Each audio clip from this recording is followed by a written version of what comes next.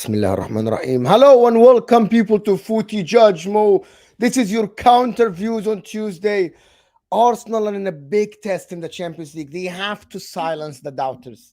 There is no other way around it. If Arsenal lose today, a lot of people will come for the next, to be honest. This is going to be, but I'm not expecting them to lose. I'm expecting them to win against Porto. It's going to be a tough game, of course. But also we want to talk to Rory, of course, about how does he see Liverpool and Man City after the game last weekend. How does he see his team? Because the world going around now is that Arsenal's title to lose, which is what Terry Flowers did a video about, that people are saying that. And I'm seeing it everywhere now on the media. They are trying to push this agenda that Arsenal are the favorites and it's their title to lose. We'll talk about this, of course. We'll talk about Chelsea win yesterday. What does it mean for Chelsea? They moved from 11th to 11th as well, which is getting them closer or not to the European places. Of course, a lot of people now after one win, they're talking about European places. We'll see how it goes.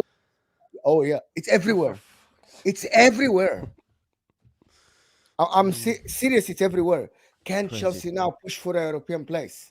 Can Chelsea now? I think Pochettino is loved so much. Nobody wants to say he's failing. No one. From the mainstream media. And we'll talk about this, of course. But guys, if you're watching this now, hit that like button. If you're watching this on the replay, the first thing you do when you walk in and watch the video is like the video. The like button is underneath your live chat. Looks like thumbs up because that helps the algorithms. That helps YouTube push this video to the next viewer. We are trying to build a community, of course, here. But how are you guys feeling? Looking fresh? Looking fresh? Yeah, man. All good, man. I'm doing good. Yeah. Doing good. I enjoyed the weekend. The weekend was good, wasn't it? The football was... Sunday's game was really good. So, yeah, man. And Arsenal are sitting top, Rory. So, happy days. Yeah. I'm happy. I mean, it's one of them. Very happy over the weekend, and then now I'm just very nervous about tonight. Very nervous. Very nervous about tonight. We'll touch on all of this, guys. Get your thoughts in. Love the support to the channel. Love the likes, the shares, the super chats, and everybody that is supporting me during this. This is very early for me. I think this is the earliest stream I did ever on this channel for me, of course. 11:30 in the UK time or 11:45. But I wanted to start with Chelsea yesterday. Just touch on what they did yesterday. And Joe, you look surprised that everybody is saying that Chelsea might push in for a European place. By the way, they are 3 points behind the 8th place with a game in hand. I watched them yesterday. Looked all right. Didn't look as bad. Kind of at the end, there's a little bit of a scare, a little bit at the end. I'm not sure if you watched the game or not for Chelsea yesterday. Yeah. I mean, I was on a date yesterday, but I did catch the last 15 minutes, so I did get to see Mudryk's goal, and I was really impressed by that goal. Actually, his quick feet, took it off Gallagher, took it round the keeper, decent goal, and then. Do you believe he's better than Martinelli now? No. Who said that? Okay, Don. Don who? Don Hassam? No. Don. Oh, Don. I thought you said Don. No. Yeah, nah. You think he's better? You think he's gonna be better? I think he's got more to his game. Why are we liars? How are we liars? I think he's got more attributes to his game. Come on, Don. Come on, You're not lying, bro. When I'm looking at him, yeah. Like I said, there's certain games where Mudryk looks like a footballer, and there's other games where he just looks like he's never touched the ball in his life. Number one, Patrick, hold on, bro. You're asking me to break it down. Let me break it down to you then. Yeah, please. He's fast. Yeah. He's skillful. Yeah. He's got strength. Okay, he needs to work on his finishing. He needs to work on his movement. That's one thing. But he's got all the fundamental attributes that I would like to build in a winger. Okay, Don. Have you never seen this clip? No, I've not, mate. Actually, just to be fair to Don, because people are saying Don is deluded. Once someone explains what they mean, it doesn't matter if I agree with them or not. I will respect it. It's not something that, that people nowadays say statements without explanation. Listen, it's his opinion, and I respect Don, to be honest with you. That's what he sees. You know what I mean? There's a lot of it. Like for me, for example, I said that Nicholas Jackson has better footballing abilities than Darwin Núñez. Maybe I see that sometimes.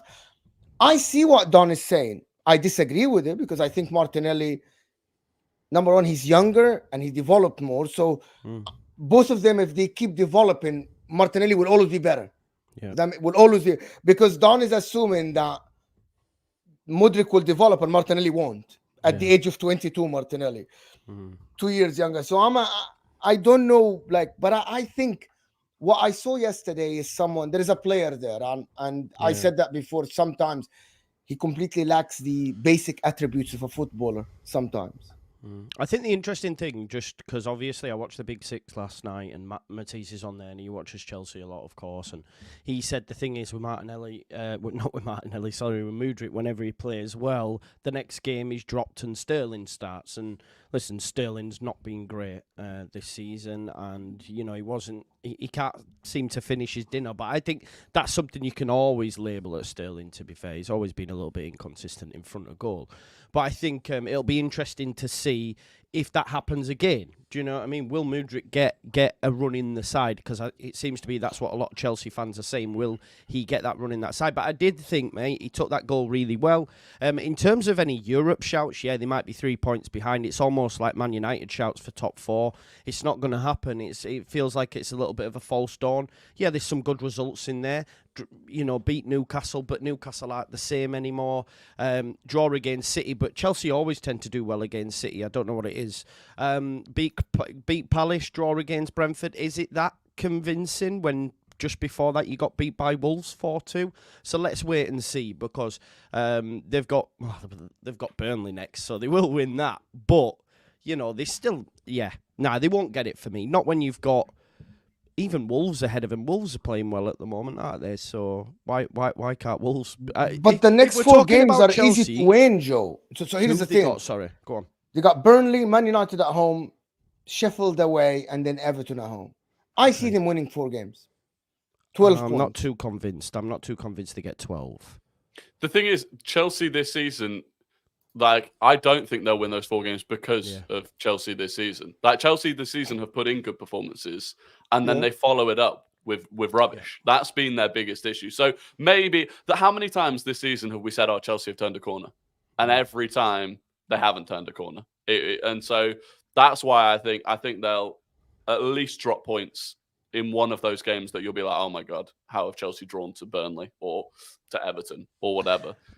Yeah, I think as well, right? I just had a quick look, so fact check me, but I'm just looking at Greens Red. I don't think they've gone more than 4 games without a defeat, so there'll be one around the corner. Do you see what I'm saying? So yes, they've got 4 games here, 2 draws, 2 wins. There'll be a defeat coming. It might not come against Burnley, but it will come, because I agree with Rory. They're just far too inconsistent this season.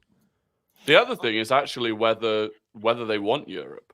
I think with the new structure in the European competitions, with an additional 2 games in the league system, we already kind of say if you're in the Europa League or the Conference League, like, it makes every season tough because of those group stages. Well, now there's going to be 8 games minimum in that league, 4 of them away.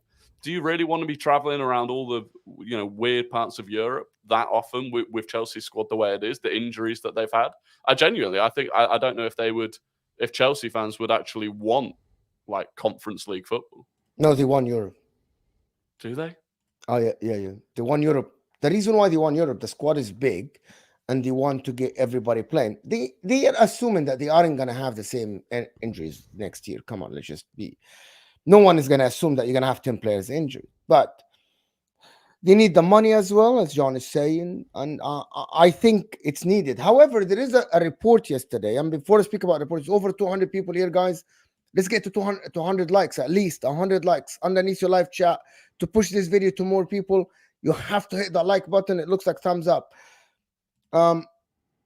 They said that there is a report that's saying that already accepted the failure in the transfer policy in terms of buying young players. They're looking to get rid of like 11, 12 players in the summer. See, I heard that, but like I read the article. It doesn't say the source, but it says it's internal source from meetings and stuff like this, which is kind of. Who are they going to get rid of? Apart from the Lukakus and stuff, right? Who from that current crop of young players are they going to be able to get rid of? A lot of them are on long contracts. Kukurea, Mudryk. Okay. But with Kukurea, what did they pay for him? What did they pay for Kukurea? 45 million or 50 well, million. They're going to take a hit on oh, yeah, they agreed. They're going to take the hit. But then they're going to be They can't afford it, too can they? close to the can. line for P&S. They can't, bro, because they'll, Like, they'll fail P&S. Yeah. You know, if they sell Mudryk for like 50 million, they break 50 even. million. You they- reckon you get 50 million? No. But what I'm saying is, if they sell him for because his whole transfer fee was amortized, if they sell him for 50 million now, they'd break even on that sale. It's not like they'd make 50 million; they'd break even. If they sell him for less than 50 million, it'll count as a loss on this season's transfers because of the way it was amortized. And who's going to pay? Excuse me. Who's going to pay Mudryk's wages and put him on a however long the contract he's on is? I just don't see how. Yeah, they're that's gonna what get I these players said off to the that. books. That's what I explained to the Chelsea people before we're moving on from Chelsea. Is that, by the way, you gotta understand that the players might say, "No, I'm not going. Why would I leave my Why would I leave my future behind me? 8-year contract, my guaranteed money, they're in my pocket. My family's safe. My family's 100%. secured. My future is secured for 8 years, and I will develop at some point. Send me on loan. But I want to get paid. That's the danger of 8-year contract. Do you think if Caicedo flops next year, someone is gonna pick up a 7-year contract by Caicedo? No one is gonna do that. No one. Everyone's seen this. Everyone's seen this story unfolding. This was always thrown out there. Say you're going to put a player on an 8-year deal. Like, I know it's not comparable, but like the one that comes to mind is obviously say like Jack Rodwell at Sunderland, who stayed literally till they were in League One because he was like, listen, you gave me a bumper deal on X amount, I'm not going nowhere. Yeah. So it'll be the same for these players, and they'll take the abuse from the fans, leave the football club, etc. We've seen it. I guess you could argue at Man United with say Phil Jones or something like that. Like when they get on long-term deals, they're like, listen, I'm bedding in because I'm on big money. No other club's going to offer me X amount for how many years. So it was always, I felt it was always going to happen like this, trust me. So, and eventually they're going to run out of young players to sell. Like Varun's mentioned there, Ian Matson, Lewis Hall, Trevor Chalobah. Thank you, Varun, for the super chat. I really appreciate the support for the channel. So Matson, minus 35, Hall. No, Matson 35 million, Hall 30 million, Chalobah 15 per 20, Broya 15, Lukaku. You're not going to get 30 million for Lukaku unless you sell him to Saudi Arabia. Sterling 30 million. No one is paying 30 million for Raheem Sterling, and others equal 150. You might. That's what I'm saying. But you'll take a loss in these. To be honest, this is what is going to happen. Like this is what I think is going to happen. But thank you, Varun. But I have no doubt that Chelsea, because of the amount of players they have, they will be able to raise the money, right? They will be able to raise the money to get them past FFP. The problem is, where do you go from here? Who you're buying? Who is buying into this project? Like I put a tweet out yesterday about Bastoni for Inter, and some of the Chelsea fans said we want Bastoni, and I'm like, would Bastoni really choose Chelsea? Number one, you cannot offer 8-year contract anymore, so you have to offer astronomical wage for someone to leave Inter to come to the Premier League to play for Chelsea, because if Inter say tomorrow Bastoni is for sale, Arsenal will be like, oh, I want that. Liverpool will be like, I want this guy as well. How much is that? 60 million? 70? If Gavardiol is 80 million, how much is this guy Bastoni? You know what I mean? Like, so the last question I want to ask you both is, will player choose Chelsea like last summer? Like what? Mudryk chose Chelsea in the winter. Caicedo choose Chelsea. Did he choose Chelsea though? Or was he forced to go to Chelsea? Do you know what I mean? Caicedo wasn't forced to choose Chelsea. Well, wasn't there in there? Rory will be able to tell us. Wasn't he crying or something, saying, "Listen, I don't want to go. Please make something." Oh, that was Mudryk. Supposedly, was crying on the phone to Arsenal, asking them to try and do something because Chelsea had basically given him a better offer that Shakhtar were going to accept. And God knows what happened behind the scenes with Shakhtar during that deal. But yeah, I do think they'll struggle to convince players, because also, what position would you look at if depending on what position you are as a player? What position would you look at and go, okay, I'm going to go and start for Chelsea? Like, if you value the future of your career and playing, you're going to go, okay, I'm going to go and play best case Conference League football for a team where I'm not even guaranteed to start, because they've got, if it's a midfielder, they've got Enzo, Caicedo, Lavia, Chukwuemeka. Am I going to get in there? No. In the attacking line, okay, they've got Nkunku, Mudryk, Sterling, Madueke is almost the perfect example of someone whose career has taken a massive, massive hit because he went there and basically doesn't play for them. Is this true? Crazy. Can you still offer 8-year contract? But the thing is, from what I read, is that you can only amortize it for 5 years. But the amortization was the reason they got 8 is years the transfer fee, the 8-year contract. There is a rule now that so you can offer 8-year contract. Okay, maybe I got this wrong. Thank you guys for correcting me. I actually thought it's you cannot offer 8-year contract anymore. So you can't offer the player whatever you want. Yeah. It's the transfer fee. You have to pay it maximum over 5 years. Okay, good to know. Thank you for the correction. But again, so them that are saying like throwing shade, say learn the process or whatever. Yeah. In response to that, what I would say is the reason they were offered 8-year. Who gets offered 8-year deals? No one. The reason they were offered them is because you could amortise over that period. So do you think now, Chelsea still can offer 8-year deals? They're going to offer them? No, they did it to circumvent FFP. Now there is no FFP. They're not going to put them on 8-year deals. So that point that you've just made is null and void anyway. Before you start throwing shade, because no one gets 8-year deals. Who gets 8-year deals? No one.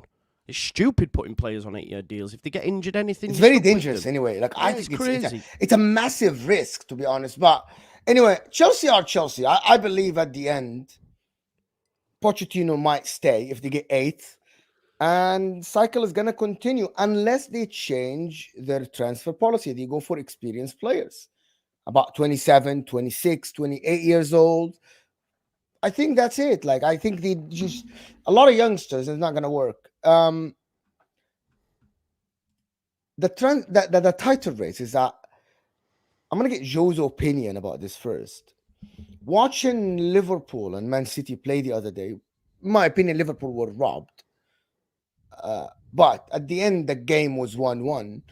Do you think that gives advantage to Arsenal, or Arsenal needed one of them to lose to get them a little bit behind? Because now it's very tight. But it's in Arsenal's hands, right? Let me do these super chats for because sorry if I forgot them. Mo is a giant fraud. Oh, thank you, Felipe. That's why you wanted me to do the super chat. The corrupt judge will be brought to court. Edwards back to LFC. Sucks. They will be fine without club. Big up, Joe. We Newcastle FC suck. Oh, Newcastle yesterday looked absolutely terrible. At some point, they were cut apart. Thank you, Felipe. For the Philip for the super chat. I really appreciate it. Why I'm corrupt and a fraud? I don't know. I'm trying to be as fair as I can. Hossam is the one who started this. Don Hossam started this. But thank you, Philip, for the super chat. Really appreciate it. Really appreciate it. We'll talk about this. The best 091 is saying losing tonight can turn the fan base against Arteta. It shouldn't happen at this time, but we'll talk about it. Because again, this one. All the titles, Arsenal must, Arteta must, they must. We'll talk about it. We'll have to. Ryan here is saying Arsenal will go through, but if they don't, their chances of the league are finished. What does it have to do with that? As well, in my opinion, it will kill their confidence, mentality, and momentum. I disagree completely. They lost to Porto and won every single game since the beginning of the year in the Premier League. Are we kidding? They won 8 games in a row. Are we kidding here? I don't think Europe will affect their league. Ryan, it's a different sport, and you as a Liverpool fan should know that. It's a completely different sport. That's true. Both are kicked by feet, but completely different shithousery, different refereeing, different way of playing. It's just completely different. And everybody knows that. If anything, I think if we lost to Porto tonight, or we draw and we go out, if anything, we then have a break, and I think it would massively galvanize the team and be like, okay, we have to correct this in the Premier League. We lost in the FA Cup to Liverpool, and we've won every Premier League game since. I think the squad, it angers them when they lose, and they come back stronger. So 100%. So back to the Liverpool and City. Yeah. No, I think it's in Arsenal's hands now, right? That's the thing they have to consider is if we beat City... Did I tell you before it's put the pressure on... Even Joe is putting the pressure on Arsenal. He's saying it's in Arsenal's hand. Yeah, no, but it is though. If I would be, if we beat City, that's what they need to be saying, right? If we beat City, then there's a gap there, and we just win our games, right? It's it is in their hands. I don't agree with that whole narrative of it's theirs to lose and all that sort of stuff. I just you know what is this leading to? bottle job. Oh, it is. No, man. It is Yeah, of leading. course. That's I'm what already it's seeing it. leading. To this, bro. It's leading into.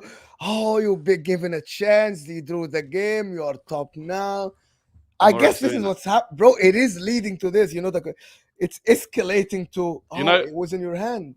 I saw someone yesterday. He quoted the fact that Ederson might be out of the Arsenal game, and he said, "If Arsenal don't win the league now, this will be an even bigger bottle job than last season's bottle job because every all of their rivals have got all of these injuries, and so it's like, okay, so we're not even a point ahead of Liverpool, but if we don't win it now, then it's the biggest bottle job in history." Yeah. Incredible. But to win at the Etihad, though, as well, right? You come away from the Etihad, imagine, like, at that point, even the most hardened Arteta router, even if they still exist, or most hardened, like, doubter, must say, nah, we've just won at the Emirates, in the league, in the running. Like, this is ours, right? Or this should be ours, or we're in pole position, at least. The experience of last year will have helped massively, man, and I think they will take that next So step. you think I hope they they should do, be bro. favorites? You think they should be favorites? No, I wouldn't say that. I'm not saying if they beat City, then yes. But At the current moment, they aren't. It's still a free horse race, mate. It's still a free horse race. Because if City beat, how can I say the favourites? And then if City beat them at the Emirates, then it's like, right, okay, swing. By the City. way, I just want to have to put this out there. It's more likely than not, probability-wise, that Arsenal will lose against Manchester City at the Etihad. Let's just establish this. Any team in the world, and I said that many times on all my shows, any team going to the Etihad, they are inferior. City are favorites to win the game. Same as when people try to convince me that City going to Anfield, they are favorites. And I'm like, that's not true. Nobody goes to Anfield favorites. City can get a point and it will be a good for them. Same. Arsenal going to the Etihad, on paper, even if Ederson isn't there, City should win the game. City haven't lost a game at the Etihad for ages. The game against Brentford is the one they lost. And that was when? We beat them as well. With 10 men. That was a long time ago, though. But that's what I mean. Like, people want to put pressure on Arsenal to win at the Etihad, like they wanted to put pressure on Man City to win at Anfield. And I'm like, no, that's not true. No. Arsenal Would you take a point, Rory? Of course, yeah. Yeah. Would you take a point now, Rory? Yeah, if we take a point there, I look at it and I go, look, we beat both of them at home. We drew to both of them away. If you still don't win the league after that, that's on us for dropping points in other games. Like you can't look at drawing at the Etihad as the Spurs game. That's big. But yeah, you can't go unbeaten against your two title rivals, beat them both at home, and blame that and blame drawing at the Etihad as a reason for not winning the league. And if that happens, if we draw there, win the rest of our games, and Liverpool just go win every single game from now until the end of the season, you just got to go, look, fair enough. That was an incredible title race, and Liverpool just edged it. So yeah, draw at the Etihad is fine. And I think the draw in, before that game at the weekend, I actually said I wanted Liverpool to win because I thought Man City were a much bigger threat. That game, before the end of that game, I changed my mind.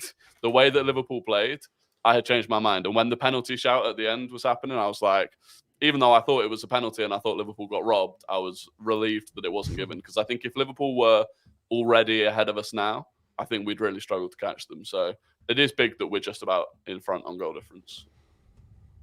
Yeah, if Liverpool were ahead of you by 2 points, well, and that brings me to Liverpool. That brings me to Liverpool, though. Why? Okay, so why the media aren't talking about Liverpool winning the title, though, even though they have the easiest fixture list? I said weeks ago that Liverpool are favorites to win the title just because of the easier fixture list and because Man City are going to them and they don't have to face Arsenal. You know what I mean? Do you guys think that Liverpool are favorites by a small margin? I'm not saying they are massively favorites. I don't think there is a standout for me. Go on, Rory. Exactly. See, this is the reaction. Yeah, Joe's reaction is exactly what the exactly. See, Joe said, I don't think they are outstanding. No, I don't. By the way, I don't blame you. They don't look like this. They don't look outstanding. I don't blame you. But they get the job done. But City haven't lost a game since they lost to Villa. They get the job done. Arsenal are on an unbelievable run of form. Like, this is the thing. I feel like anyone that's trying to single out a favourite, you can give a perfectly good explanation as to why any of those three teams are the favourite. Like, Arsenal have the advantage because we're top. Liverpool have the easiest run in and they get the job done. And City have, the history. They've been there, done it, and they've probably got the best squad. Like, you could legitimately, and the thing is, and so now when I see people saying, well, Arsenal are definitely the favourites, that's because at the end of the season, if we don't win it, you want to say that we're bottle jobs. Same with Liverpool, same with City. Like, if you're saying that any of those three teams is a big favourite, you're doing it because you want to then be able to have a narrative at the end of the season. There's no way. Can I ask a question? Guys, there's 350 people here. Let's get the likes to 200, guys, so we get more people. Guys, the like button, don't forget it. I know you're enjoying the show. I know you're enjoying Rory and Joe here. So I know you are. So like the video. I want to ask you something. Who has more pressure to win the title? Out of the three? There has to be an answer. Rank the pressure on the teams from highest to lowest. Do you know what the mad thing is? And this is someone who's... from fans... Arsenal, and they shouldn't have the most pressure because City have done it. Liverpool, Klopp's last season. Okay, so can you clarify which fans? Arsenal fans or rival fans? No, rival fans. So whenever I watch content, and I spend a lot of time watching YouTube content, I do. That's my go-to. I've cancelled my Sky subscriptions because I'm like, why am I paying for this when all I do is watch? I know you watch my. I know, right? Why am I just watching? Yeah, I just watch views on YouTube all the time. It's great. So. The rival fans are all putting it on Arsenal. It's like, if you don't do this, Arteta is the man, and it shouldn't be like that. If anything, I'm not going to say they don't deserve it because they do, right? It's just like in recent times, the pressure should be more on City, for example, to do 4. They're going to do 4. No one's ever done it. Or it should be on Liverpool. Klopp's last season, you have to do it for Klopp. But it almost feels within rival fans, the pressure is most on Arsenal. It'd be interesting to see. It wouldn't surprise me if the Arsenal players feel it more as well because they haven't been there yet. So maybe they feel it as well. I'm not too sure because players do read and watch and do stuff. So maybe it. Anyway, that's from me. I do feel like there is a weird amount of pressure being put on Arsenal. I still think we're relatively early in our cycle, and I think there will be better opportunities to win the league. I think it should be on Liverpool. If you look at the fact that Liverpool were 5 points clear at the top of the league, that has to mean something. They've led the league for the majority of the season, and it's Klopp's final season. You'd assume that they'll drop off a bit after this. I think the most pressure should be on them. But again, you could equally say it should be on City because they've got the best squad, the most expensive squad. They are the best team, so the pressure should be on them. But yeah, for some reason, it seems to be the majority of it seems to be on Arsenal. Yes, it's the media. I think it should be Liverpool because Jurgen Klopp is leaving. I think they did this when they announced it, but for some reason, the pressure is on Arsenal. For whatever reason it is, but. And that now let's talk about the next thing, which is for me. First of all, let me just do it. Ryan, thank you so much. Corrupt Judge. If they get knocked out by Porto, it will kill their confidence. Then they get into Cities away with low confidence. All about mentality now. That brings me to thank you, Ryan, for the super chat. And we'll speak about the Porto game now and the effect on the title race for them. The best losing tonight. Anybody believe that these things are linked at all? No. Champions and you know League what? Arsenal will batter Porto tonight. 3s or 4s. No, I'm serious. Don't say that. No, I am serious, right? I know it's not comparable, but everyone got ahead of themselves because they lost away to Lens. What score did they beat them again at home? 6? Trust me. Yeah. Arsenal will win comfortably tonight at the Emirates. The Emirates is a totally different. The past couple of seasons, obviously, Arsenal have took a lot of flack for their atmosphere over the years. It's now gone up a notch. Everyone's in the right direction. It's a big Champions League night. All the fans will be feeling the pressure. It'll be like a cauldron. They'll batter Porto. Fans are getting rival fans are getting a little bit giddy, going, "Oh, they're going to drop out." It'll be 3 or 4, I think. 3 or 4, no problem. I hope you're right. I'm not going to sit here and say that. No, you don't. But no, You look, think I it think, though, Rory, don't you? I You think we should. it, I really. think we should. I do think we should win. I do think we should win. Why And, do you think they should win? because I think we're a far better team. I don't think the Porto team's even as strong as Porto teams gone by. Historically, I think 3 times we faced them in the round of 16, lost away, and then battered them at home. Last time, I think we beat them 5-0 at home in the second leg after losing in Porto. So it's a different game. It will be a big atmosphere.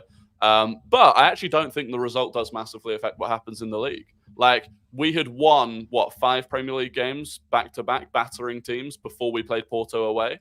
And then we actually looked quite uncomfortable out in Porto. So I think people are reading a bit too much into it. I don't think it makes a huge difference whether we win or lose on what happens in the Premier League. They're praying, Rory, that's why. Because they want Arsenal's downfall. They're praying. But to be fair, I guess nobody wants Arsenal downfall. I don't. Yes, they do more. They do. Come on, man. You do content every day. You know they do. Imagine they lose tonight. Can you imagine what the content will be like? It'll be very good for me. Yeah, yeah, of course it will. Exactly. That's what I'm saying. Everyone wants lockdown AFTV back. That is what they dream of. They do. But to be honest with you, about the game tonight, I think Arsenal should approach the game differently than the games they approach. Maybe they try to press in the first 10, 15 minutes or something. But if they don't create enough chances, I believe they need to at least give it a little bit of like calm down, try to draw Porto out. Because the European teams can actually drag this for 90 minutes. They can defend for 90 minutes. They are comfortable with shithousery. Teams in the Premier League don't do that as much. I know people spoke about Brentford and the amount of time, but it's not about the amount of time wasting and stuff like this. It's about the free kicks, the stop and start. You know what I mean? Taking time in a throw-in. You know what I mean? Like trapping players, fouling players.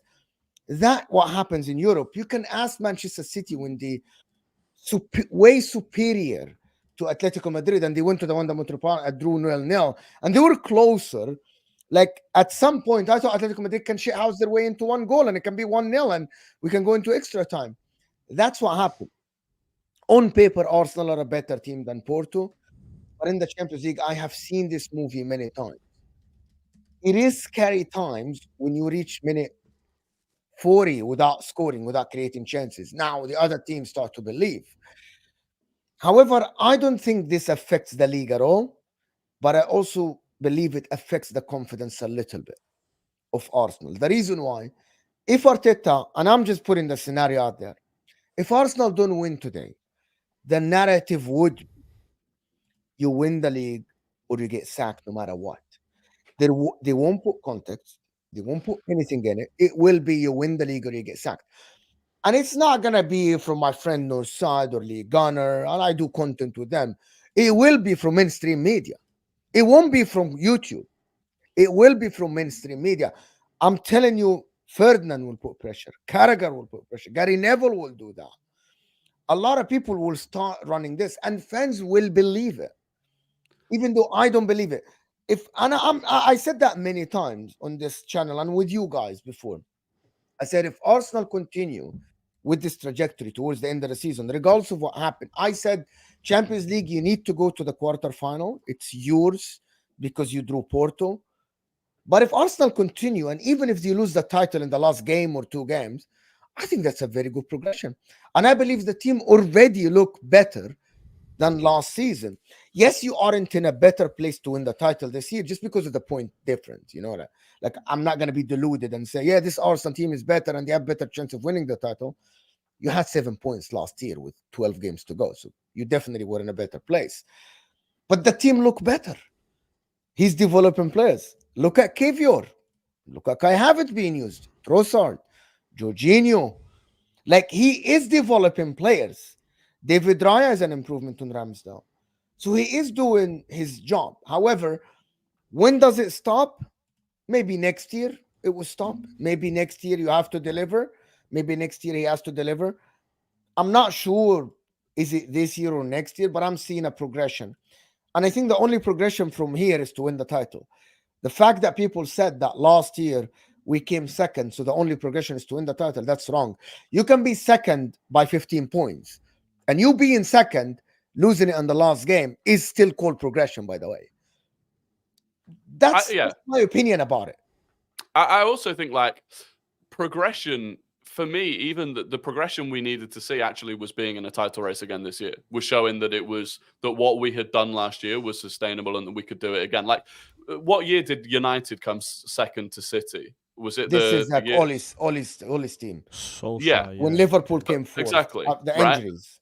Exactly. So it was like, they came second that year, but it wasn't because they built a sustainable squad that could play like that year after year. So the big thing for me was that we attacked the Champions League and that we showed that we could compete at the top in the Premier League again. And I think we've done that. And that's why there's not so much pressure, I don't think, to win one of them this season. You're right. I think next season you have to go for every trophy and you have to be serious about them. But yeah, if people start calling for Arteta's head, then, there's no helping them. There are going to be people asking for Arteta's head. Yeah, of course they will. Some people will do it for content and clicks, but anyone that's serious wouldn't be. You don't think Gary Neville and Carragher and these guys are serious? No. That's their job. They get paid to do this. They know what they're doing. They know what they're doing. But for the Arsenal team, and I wanted to speak a little bit about Kai Havertz with Joe, especially. Waka. Are you? No, do you know what the progression? Yeah, go ahead. Yeah, I love a redemption arc, right? So you love an underdog story, huh? 100%, man. And I think he was written off even by Arsenal fans, and fair play to those that hold their hands up. I've done it before with players of my own club, right? I writ off Somerville, for example, when he first broke onto the scene. Now he's absolutely killing it for Leeds, and people remind me, and that's fine because you're allowed to change your opinion. I think it's those that double down. I've had a running joke with Sad, for example, because everything that was wrong with Arsenal was down to one man. Every content I'm watching, they're all going, yeah, it's Havertz because we've sold Xhaka and it's just all Havertz's fault. And I'm like, is it really though? Like, can it really be just his fault? So to see him now coming up with big moments, and I think as well, I dislike Chelsea, and I said this to Matisse, I said, how will you feel at the end of the season if Jorginho and Havertz are lifting that Premier League trophy, So for me, it's great to see. It's clear that Arteta was right. Okay, maybe it's too soon to say he was right, but he was getting a lot of pelters, but it's working, right? Even when we spoke last week, we talked about the system, and it's been a slow burn. He was right. I think, to be fair, Arteta's not got a fair shake, in all honesty, since he got the job, I don't feel. I genuinely think, like, if I'm an Arsenal fan, right, like, if he wins a Premier League, and I really like Klopp, but I'm like, he's got the same Premier Leagues and FA Cups as Jurgen Klopp, like, and look at the fanfare around him. And I'm not saying he's, I get it, but my point is, like, everyone wants to throw shade and say, look at numbers, look at this, but it all gets changed to fit the narrative. Ultimately, Havertz, at the end of the season, people are probably going to have to hold their hand up and say, do you know what? Like, it was a success. He's done well. He's scored goals in big moments as well. So, long may it continue for me, because I just like to see people either doubling down or just saying, do you know what, I got it wrong. So yeah, it was funny the other day, I'm watching people on your stream more try to get you to go waka. Did you see that? So, yeah, I did, bro. So yeah, he's a success. Like, Rory will be able to tell me more, but I loved seeing Bavs talk about him as well the other day. So like, it's good to see, man, because he clearly was talented, and maybe he might start to refine some of that form that brought him to the Premier League in the first place, Yeah, probably. Yeah, look, I mean, I'm buzzing for him the way that he's progressed. He genuinely, he looked almost haunted when he joined, like, in terms of what he'd gone through at Chelsea. He didn't look like he had any confidence. I don't think the way that he started the season was ideal for anyone. Like, if Partey hadn't been injured, if we hadn't been going through that problem, I don't think Havertz would have been starting in the midfield week in, week out. He definitely needed time to learn Arsenal's system, which is completely different to Chelsea's.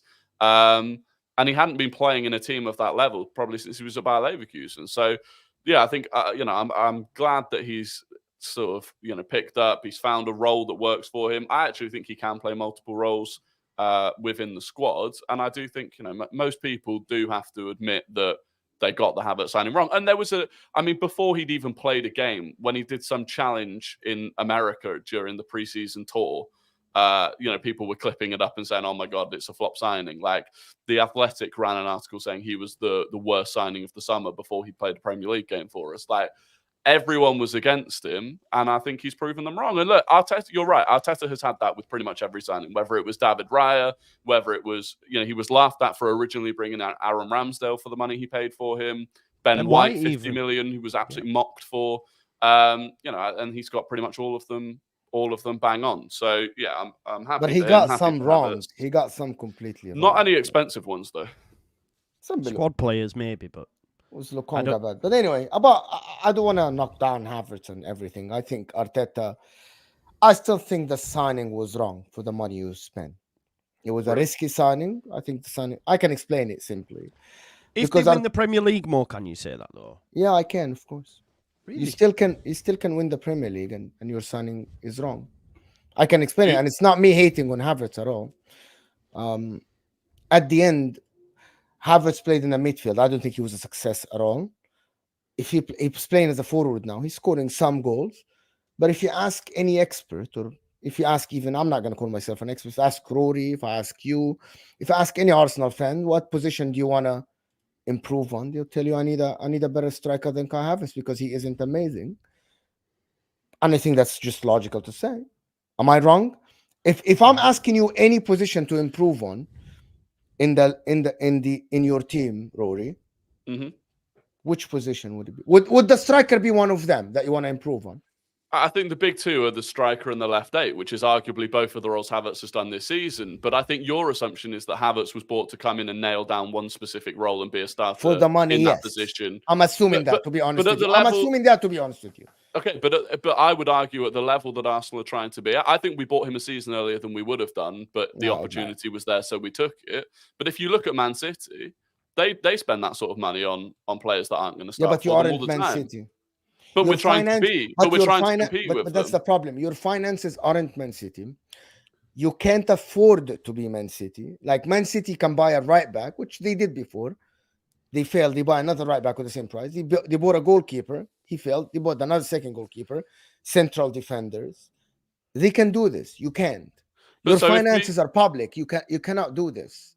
That's so if we win the league with Havertz starting almost all of the games in positions that he probably wasn't even bought to do, and then because of that, we can compete even more financially with Man City, and then we go and buy the striker and we go and buy the midfielder, and Havertz becomes the squad player he was originally meant to be, and he's also won us a title or contributed massively.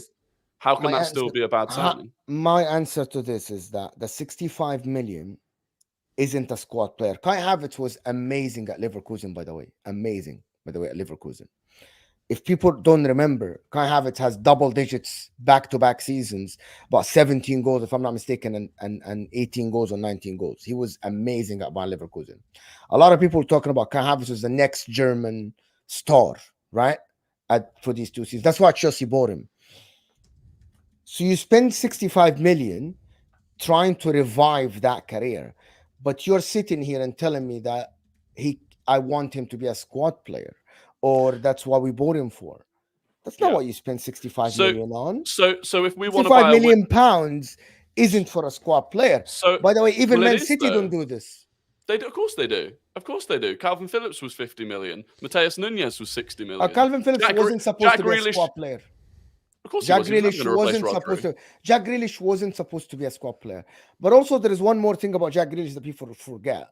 Jack Grealish was bought from that because they wanted a signing at that time, Man City, and Aston Villa didn't want to sell for less than 100 million. It was a release clause, wasn't it? Yeah, it wasn't that. Like Gavardiol, can you tell me that Gavardiol is going to be a squad player for Man City? And I don't want to turn this into a Havertz hate stream. I'm just telling you that, in my opinion, this 65 million could have been spent on a better player. That's it. But again, if we're going to compete at the top, so let's say now we want to bring in a winger because we need a better backup winger than, say, Reece Nelson for Saka. Well, if we want anyone that can come close to competing with Saka and can be a good enough backup if he gets injured, you've got to go and spend 65 million at least on that player. And that would be a squad player by definition. So how do you upgrade on the players that we've got around? Like if we want to buy a backup for Declan Rice now, if you go and spend 35 million, the drop off from Declan Rice to that player is going to be too big. So you've got to go and spend 65 million for someone. Well, MacAllister was 35. MacAllister was an incredible deal, though, right? And no one James Maddison away was from 45. Came from a club in the Championship. But we've done that as well. Ødegaard was what, 35 million? You know, Saliba was 20 odd million. Gabriel was 20 that can be backups. But anyway, I'm not going to turn this. Listen, Kai Havertz is doing well now. I did a stream when I said he's proving people wrong. Mikel Arteta is utilizing him very, very well to get the best out of the money he spent, which is true, to be honest. I can't just say that. Him scoring a winner, him giving you 3 points might be the 3 points that win you the league, right? That goal against Brentford. So I'm not just going to sit here and hate on that, to be honest. I wanted to speak about something else, but let me just do this super chat. Okay, read the super chat, Rory, and you'll understand exactly where the fans are coming from. Arteta must win either the league or the Champions League. This is it. Do you believe now? Muhammad, thank you so much for the super chat. This is called a consensus or whatever thing. This is something that is going around now. It's crazy. You're top of the league now. It's this or that. If you don't win some people went far to say it's the Champions League final or semi-final or bust. Where do you get that from? Arsenal is the first year. I'm sorry. And I said Atletico Madrid, Inter, Real Madrid, Bayern Munich, and Man City. These 5 teams are ahead of Arsenal, in my opinion. No matter how good you are in the league, Arsenal, these teams have more experienced players in this competition. They can shake their way into a win. So I don't understand how people can sit here and say Arsenal. If Arsenal win the Champions League, I think this will be a very big surprise, even though I want Arsenal to win the Champions League after Inter, of course, because I think the content will be fantastic for months. I would love that. Absolutely love that. But listen, I want to say that this notion, guys, it shouldn't be like this. It should be Arsenal shouldn't fall behind until the end of the season or not. If Arsenal fall back from here towards the end of the season, yes, I'll say, yeah, Arteta, you failed because because it will look exactly like last season. And now that's not progression, right? So I get it. AMT is saying, when we beat Porto 5-0 the last time, oh my God, Bentner hat-trick. All right, then. Remember this guy? Didn't he say he was going to win the Ballon d'Or, Nicholas Bentner, once upon a time? I swear, man. Crazy guy. Crazy guy. Diallo saying, Mo, that's the weirdest take you have made. What? What take? Probably Havertz, I think. The Havertz take? Maybe. I'm just guessing. But you always make weird takes, so it could have been anything more. Could have been anything I said in the stream. Always. It could have been anything I say in the stream. Thank you, Diallo. If it's the Kai Havertz, I literally said, if you ask Arsenal fans what position do you want to, they'd say the left 8 and the striker, which is the 2 positions he played. So how is that wild? But Diallo here is saying, Rory, Can I ask Rory? Sorry. Let me just do this. Please list him some of the over 60 million signing. He did. He said Jack Grealish, Calvin Phillips. Not Jack Grealish is the only one over 60. But yes, probably. Maybe. You guys want to defend Kai Havertz? Go ahead. He's your player. He isn't my player. And if Arsenal, he is now at the current moment scoring goals. If he continue in this form, by the way, if Kai Havertz continue in this form, he might end up with double digits or like 15 or 16 goals. That's a good outcome for the money you spent. But we'll see how it is. Let me ask you this. Starts over Jesus. Well, yeah, he arguably does at the moment. But let me ask you this: if Arsenal had signed Gvardiol for 100 million and we'd played him at left back out of position, he's not 100 million. He's only 80 million pounds, by the way. 81 so 80 million pounds. So 16 million more. Havertz, and we've played him out of position for a chunk of the season and a chunk of the games he didn't start. Would you say that was would that be a bad signing? I already say that Gvardiol is overpriced. You don't watch me enough, but which is fine if you're a content creator. I already said that Gvardiol at the age of 21, you pay for center back 80 million is a lot of money. by the way, unless you're buying Van Dijk. Okay. Van Dijk instantly that January changed Liverpool's season. They went to the Champions League like for 80 million, and I know that inflation and all the stuff, but at least Gvardiol doesn't change Man City season in any way or form. It's arguably Gvardiol isn't even the starter. It's Nathan Ake. So you spend 80 million for the future. I get it, right? But do you think Havertz was originally bought more for the future? You know if what we my went and bought point is Havertz with- this summer, let's say last summer we had bought the striker and the left-sided 8. Yes. And we bought Havertz as well. Or we bought Havertz this summer for 65 million, and we said, well, he's going to come in. He'll be the first backup for the left-sided 8 and the that first would be backup great. for the striker. That'd be great. So we've just done it back to front because the market wasn't there last summer to go and get the striker because there wasn't a striker for that money. Do you know what my problem? And I want to move on from Havertz. You know, my last, like the thing I say about Havertz is that even Arteta didn't know where to play Havertz until he found a way to play him. You know, when you spend the money on something that because the opportunity is there, but you don't know yet what is going to happen with this opportunity.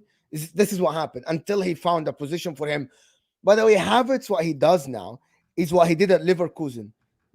Havertz at Leverkusen was floating. Sometimes left wing, but he's not really a left wing, a false 9. You know what?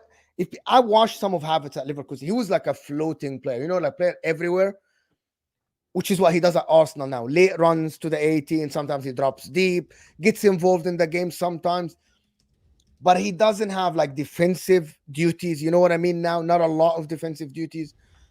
That's what I mean about the signing. Arteta bought a player for 65 million, not knowing what he's going to do with him.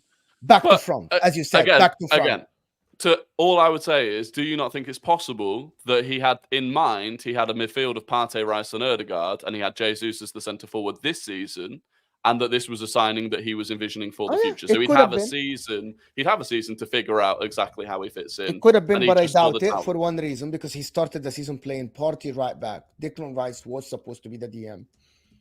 The beginning of the season, you had Tomiyasu fit, Zinchenko. I can't remember if Zinchenko that was the issue. Zinchenko was injured, so he played. But Tomiyasu was there. But he wanted a right back that could invert. He wanted basically a midfielder at right back, which is why he put Partey there, because he knew that Zinchenko. So that's why he played Kai Havertz there. I believe he was shoehorning Kai Havertz. But anyway, we spent a lot of time speaking about Kai Havertz. A lot of time. Diallo here is saying, Mo, that's not consensus. It's from the detractors. I actually don't understand. Can someone explain this to me? What is? I think he's saying it's not a consensus. I think this was in response to the Arsenal have to win the Premier League or UCL. He's saying it's only the Arteta detractors that are saying Arsenal have to win. The consensus is not that we have to win. All right then. Can I ask Rory a question? You can, yeah. Why can't you ask me ever a question, yeah? Yeah, because he's an Arsenal fan, but I'll get your opinion on it as well. Obviously, you need a striker. There's a lot of talk of Ivan Toney, standard, which I understand. But would Watkins, could that be? I know it's going to cost a hell of a lot of money for both of them, to be fair. So I'd imagine it'd probably cost the same for whichever one you went for. Would you? Which would you go for, Rory? Out of those two, I'd go for... Do you think they will go there, or will they go elsewhere?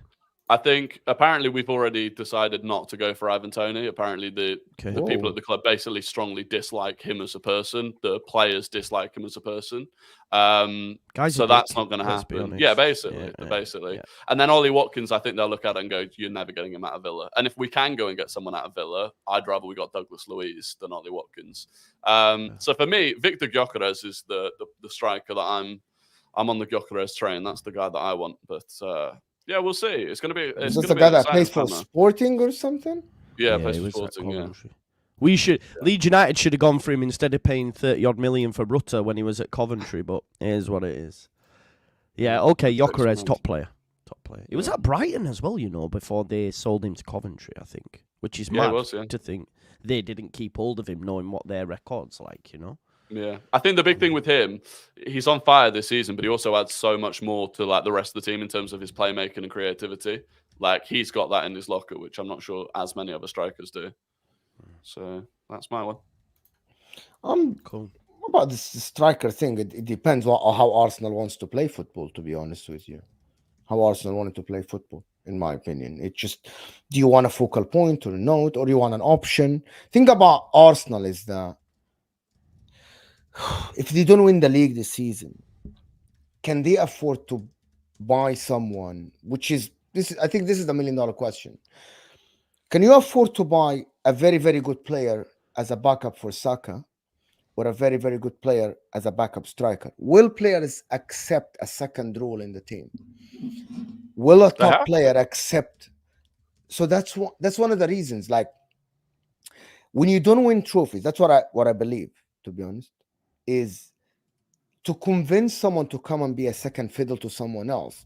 They will have to be convinced that I'm coming to be a second fiddle to a superstar, to someone who won the league, won the Champions League. You know what I mean? To a superior team to me that I'm going to improve on. I'm going to give you an example, and I don't know the answer. People think I have an agenda. I really don't know the answer. Let's say you go to Michael Olise, for example, in the summer, and you tell him, Michael, we want you at Arsenal. We are going for 4 trophies. That if you don't win, we're going to pay the 60 million or whatever that Crystal Palace want. We want you. We'll put you in a good wage. But you can have to battle with Bukayo Saka for your right side. Do you think Michael Olise would say, yes, I want to go from Crystal Palace to Arsenal? Or would he choose another team that he will guarantee a starting position in that team? Do you think he can go to Arsenal knowing that Bukayo Saka is the star of Arsenal, that the fan-loved guy, you're the future of Arsenal, that he will get less games? He wouldn't start every game. He will only start if Saka's injured or Saka needs a break or something. Do you believe Arsenal are in this position? I think we are. And look, some players will be like that. Some, an Elise might go, no, I'd rather go to Man United where I'm guaranteed to start, right? Because I'm going to walk into that team. Yes, exactly. They haven't got that's my point. But they haven't got. That's not the right mentality. Arteta wouldn't like that mentality. I don't like that mentality. If you want to join Arsenal now, you want to win trophies, and you think you're good enough to replace whoever it is that And Saka, I admit, is a very, very difficult one because he's English. He's the academy player. You might argue exactly, but that's the point. If I am better than Saka. Yes, Rory, because you all talk about a backup for Saka. So that's why I use Saka. I didn't use Martinelli. You know what I mean? Because you can improve on Martinelli. You can get a player better than Martinelli.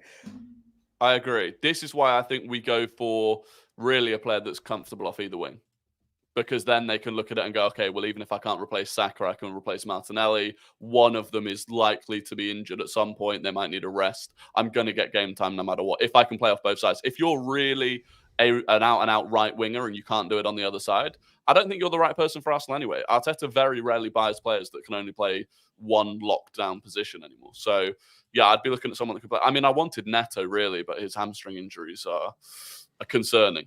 But it's difficult, right? It's difficult for anyone at the top to go and build out an entire squad that is capable. Sub is the same. Will give you at least close to the starting player. It's very hard.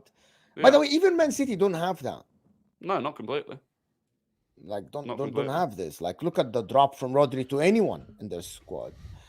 Foden. It is the wrong mentality though, Mo. If a player goes, I don't believe so. I believe it's the right mentality, but fine. What, to go to Man United over Arsenal? No, not Man United. But I believe some players will not go and sit on the bench. I don't know where, but I don't believe that especially for Bukayo Saka. Rory now actually presented a very good argument. Is that's why they get a player that is comfortable across the 3 positions or 2 positions. But to get a player that only plays right wing and you tell him that you're going to be the understudy or the second fiddle player to Saka, I'm just giving you the names out there. Bowen, for example, would say, no, why would I go and be a second fiddle for Bukayo Saka? Why? I'm a good player at West Ham, and I can go to Liverpool but he can play later. Multiple positions, right? He can play. It depends, but if you tell a player that plays only right wing, for example, you'll be behind Saka in the picking order. They'll say, "I'm a star myself. I'm good at myself."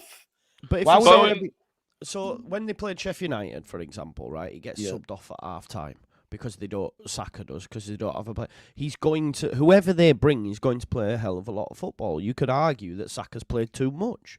And to have someone of a similar quality or just, a little bit less, because I really rate Saka, then they're going to play. It works for City. It works at other football clubs. So why couldn't it work at Arsenal? And I think the important thing is as well, as Rory's mentioned with Tony, Arteta's big on personalities, right, and people. So if a player came to him and said that, then he would go, okay, mate, you don't deserve, you shouldn't be at this football club. You know, I think you need a good unit, and it's better when managers are like this, in my opinion, because then you don't get a toxic place like we've seen with Manchester United. You know, that's the perfect example. I think age is the other thing. I think Jarrod Bowen would be difficult because he's older than Saka. He'd be looking at, he has to be playing during the best years that he's got left. I swear to God, Rory, I was going to say the exact same thing. I said the problem with Arsenal is they built a young squad.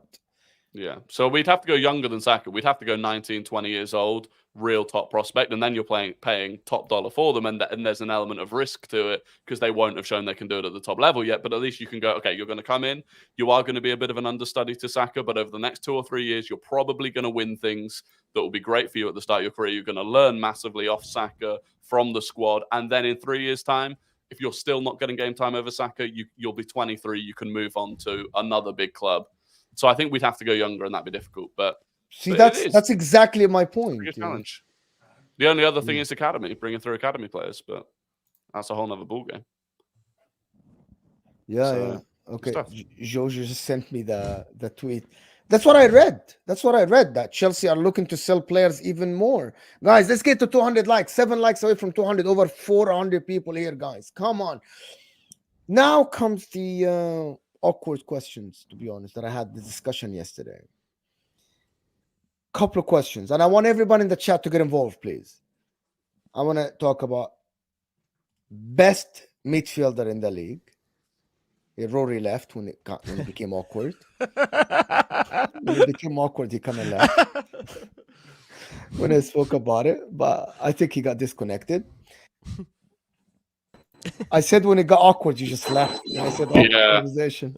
Yeah, my PC was that, no thanks. Yeah, but best midfielder in the league and best player in the league. So yesterday I had a discussion we're talking about. So this is gonna be this is how it became. Is it not Foden anymore after his stinker the other day? Is that what? Because we were chatting about Foden last week being the best player in the league and all that, weren't we? It was never Foden in my mind. No, By the way, I'm just saying. This Foden notion that people want to start. Foden is a fantastic and an excellent player, right?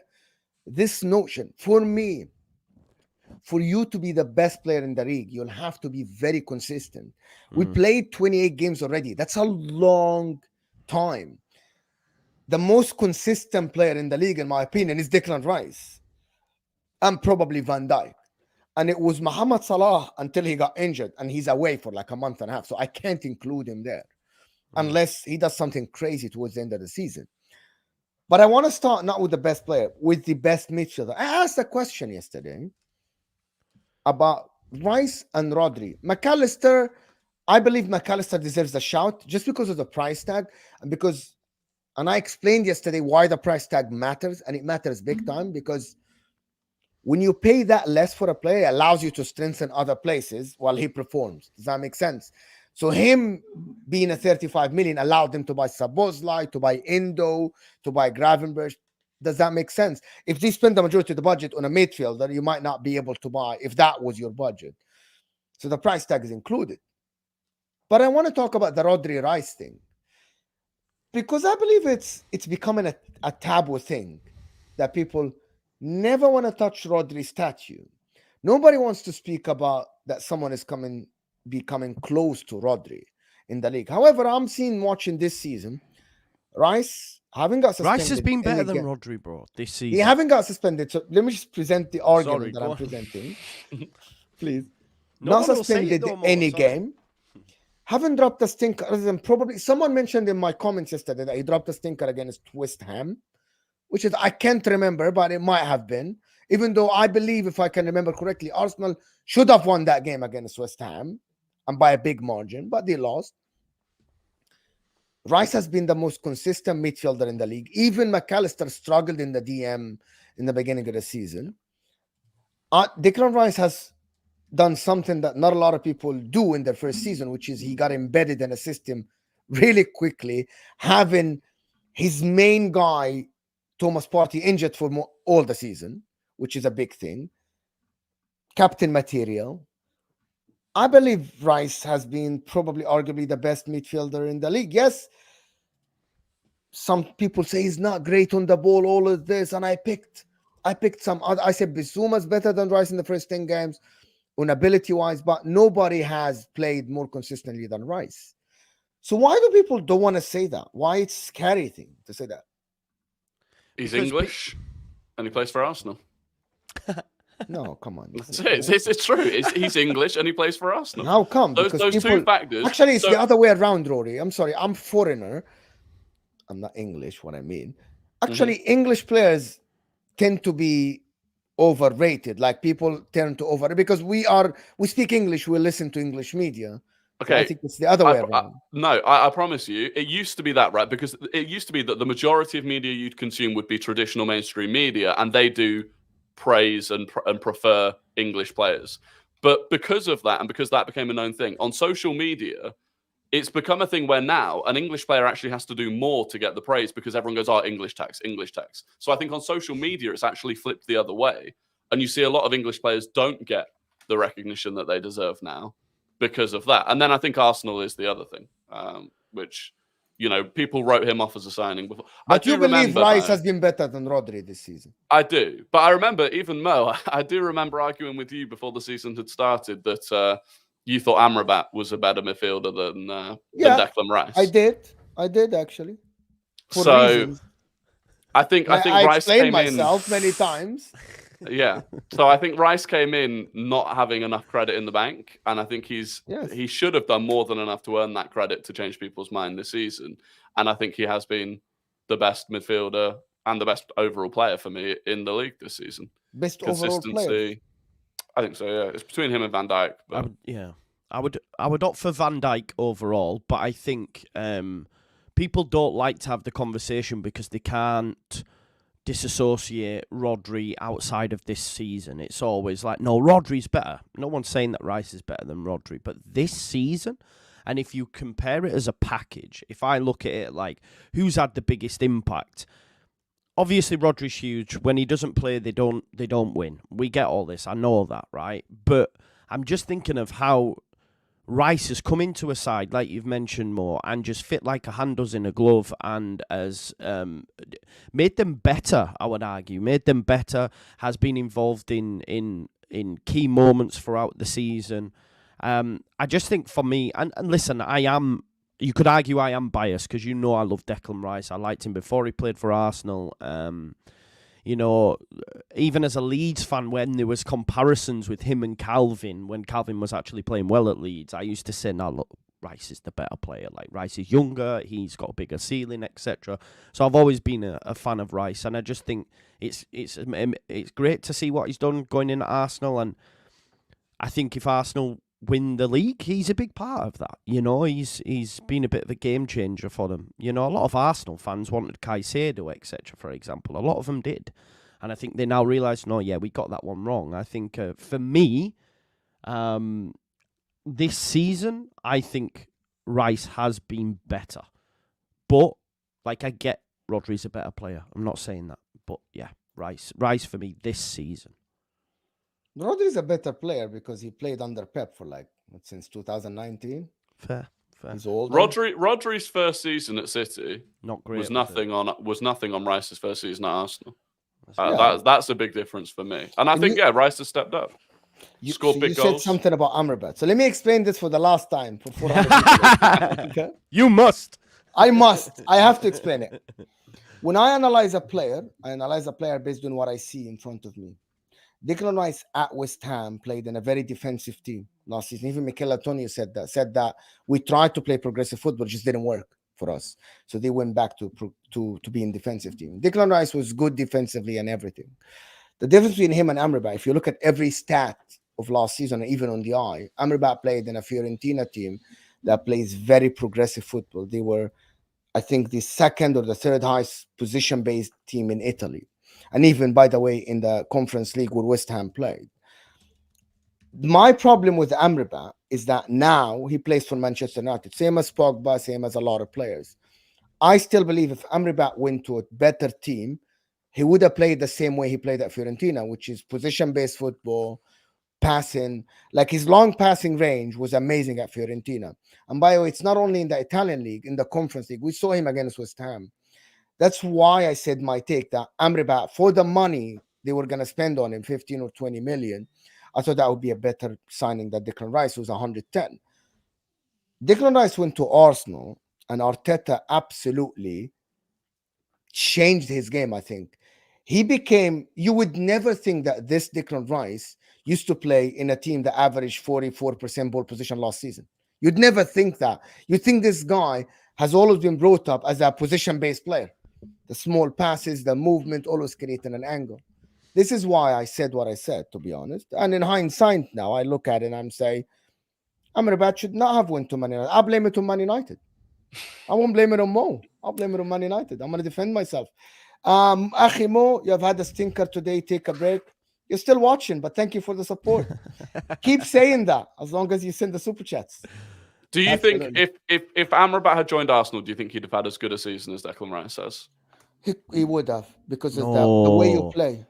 The reason why you guys didn't watch him, so the difference between me and you is I watched some of Amrabat last season, and I watched every Arsenal game, and probably I watched most of West Ham game because I watch every Premier League game most of the time. Amrabat, you're watching him at Manchester United. And let me ask you something. Who has better career in the Premier League? Paul Pogba or Declan Rice? I don't know. My point is, a lot of players join Man United and they fail. Environment is shit. It might not have been as much as Declan Rice because maybe the Premier League is faster than the Italian league. Maybe the Premier League is different. Maybe the physicality would not have handled. But let me just rephrase what I said. He would not have had a season that is as close as being made. He would have had a good season at Arsenal. He would have helped, actually. But not as good as Declan Rice. Might not be. I wouldn't know, but not be, to be honest. Might not be as good as Declan Rice, in my opinion. But I believe a midfield of Declan Rice, maybe Amrabat, maybe, I don't know, to be honest. But I am not going to judge a player joining Manchester United at all, by the way. They're not getting coached, are they? Shocking, man. It's that's one of the things that Amrabat has been playing in a shocking team. Terrible coaching. Team is terrible. It's absolutely atrocious, right? The environment is shit. Been playing left back. And the team doesn't know how to pass the ball around. You know what I mean? It's just ridiculous, to be honest. He played in a much lesser team than Arsenal or Man United in terms of Fiorentina, and he always had position. And he played a lone DM. Even when he played Inter, which they were very good last season, they got position over Inter, by the way. And because of their midfield, they can pass the ball very well. That's what happened. So I'm judging off that. James Souza saying Rice is a unicorn. He plays a 6 and 8 fluently. Probably. Most likely, yeah. Mo, I think you are confusing Rice with El Neni. Put some respect on my Egyptian guy. I'm Egyptian, you know that. Put the respect on my Egyptian guy. I appreciate the super chats and the support, guys. And Amrabat, here you go. And Amrabat were a good combination. Mandragola, yeah, they were very good at Fiorentina. Thank you, Michael. People just don't watch and assume stuff. Where will he go now, more? Because he's not going to stay at Man United, is he? I don't think he's going to go anywhere. He's on loan, yeah. I don't think he's going to go back. I think that he's going to go back to Fiorentina on something. Yeah. I think he's going to go back to the Italian league. Or he's going to go to the French league or something. Man United, the graveyard of players. Let's just establish this. Literally. I just think it was World Cup tax, though, as well. Do you remember when Senegal did well, right? But that's not everyone bought them Senegalese players. But that's what I don't That's what I wouldn't say, because I watched him in the Italian league last season. His stats speak for themselves. The way he played was very, very good. Anyway, listen, people. I want to wish Rory good luck tonight or not. Thank you.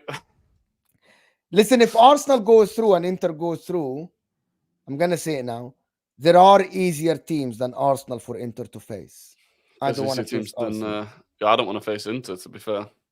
This notion that people say that we want Inter versus Arsenal for the content, I agree with you. You can want it. But for me, I want to face... There is Borussia Dortmund and PSV going through. Barcelona or Napoli going through. I would rather face them. Yeah. More, you're worried about Inzaghi going, like, maybe to the Premier League, Liverpool, To where? or something like that.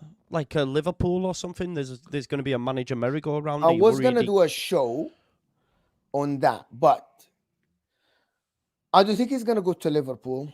They might. It depends on how much they pay him, though. By the way, let's just establish something. Liverpool, after Jurgen Klopp, is attractive. But Liverpool don't make like a lot of signings. You know what I mean? He's going to go. Yeah. He might go to Liverpool. It depends. If they offer him triple his salary, who says no? I'm not going to sit here and assume that someone who makes 6-7 million euros, if he goes to Liverpool and he makes 12 million pounds, which is like 14 million euros, he's going to say no. He's going to turn down the money.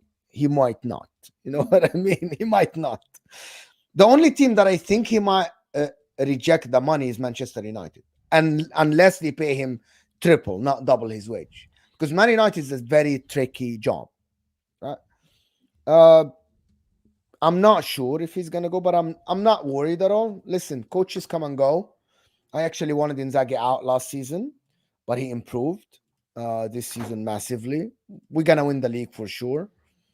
But listen, Inzaghi is a great coach. He's a top coach. I actually don't think he suits the Premier League, especially because with, I don't know, the way he coaches and stuff like this. And I'm not sure, to be honest. But I'm not afraid of him leaving Inter. And even if he leaves, everybody has their own choice. I don't care, to be honest with you. I'm not that fussed about it. We'll get a different coach. Anyway, I want to appreciate you guys. Thank you so much for joining. Listen, people, I just want to say, Rory talks football now. Rory puts content every day now. He's gonna do a reaction. You don't do watch alongs, right? I do watch alongs I do watch alongs for the away games. I go to all the home games and then do like a reaction video after it. So you're coming home after the game and doing a reaction video.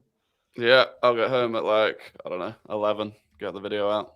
Yeah, hopefully it's a happy video. Yes. Yes, and today people will have a little bit of a debate after the game at 11 as well. So turn on the notification bell. Thank you everybody that joined us, tuned to us, super chatted us. I just want to give you a shout out to Diallo, Felipe, the best, Varun, Ryan, Muhammad Farah, of course, AMT, James Souza. Thank you guys for supporting the channel and sending super chats. Getting involved in the conversation is a big thing for me and for our community. Thank you, everybody. Rory's channel is in the description. And, of course, the famous Just to Joe football show is in the description as well. It is simple to just fall in love with Joe's channel. Just watch his watch-alongs. Ridiculous watch-alongs. Probably the best in business after me, of course. Yeah, they'll be aware next year when we come back to the Premier League, don't we? Yes, of course. I'm doing a watch along tomorrow for Inter Atletico, and if you haven't watched my first one, it's wild. We'll see you guys, and we'll see you guys later today. Appreciate you people. Thank you, and we're out.